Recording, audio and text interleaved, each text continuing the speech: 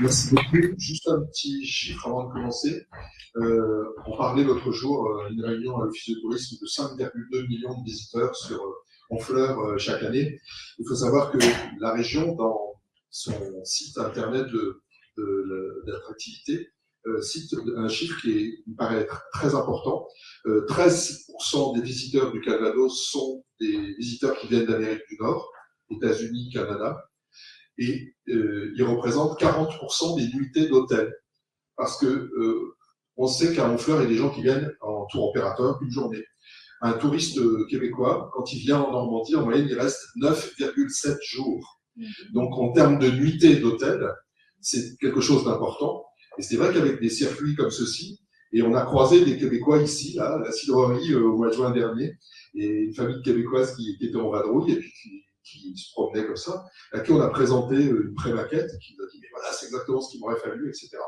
Donc voilà un petit peu pourquoi on était intéressé par cette affaire-là.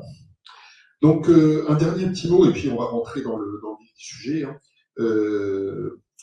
Je dois d'abord excuser des gens qui ne sont pas là. Il y a des élus de la région. Je pense à Nathalie Porte, que nous avons rencontrée à la mairie de Lisieux au mois de juin dernier, qui est excusée, M. Hervé Morin, et puis un certain nombre de maires et de conseillers départementaux.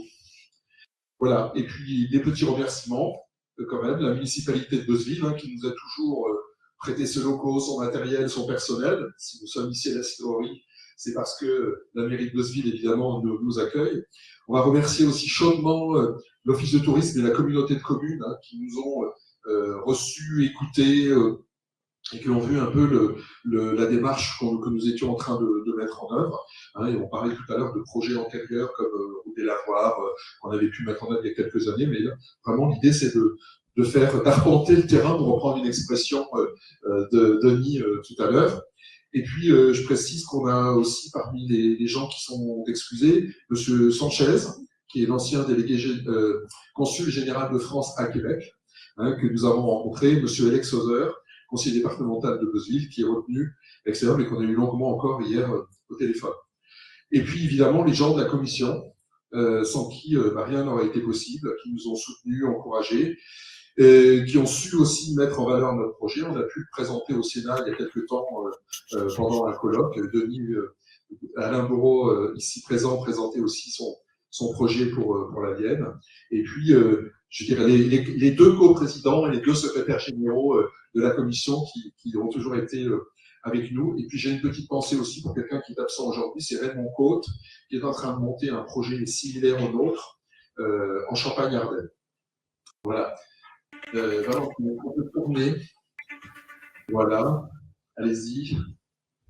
Voilà, allez-y. Voilà. Alors, on y va. Donc, on parlait chiffres tout à l'heure. 2000 pionniers partis vers la Nouvelle-France de Normandie.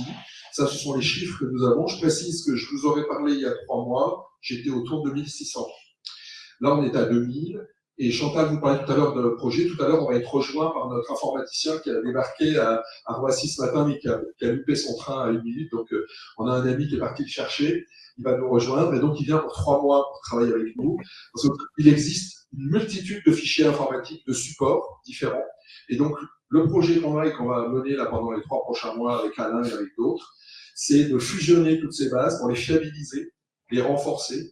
Et à chaque fois qu'on travaille dessus, on trouve de nouveaux éléments. Voilà.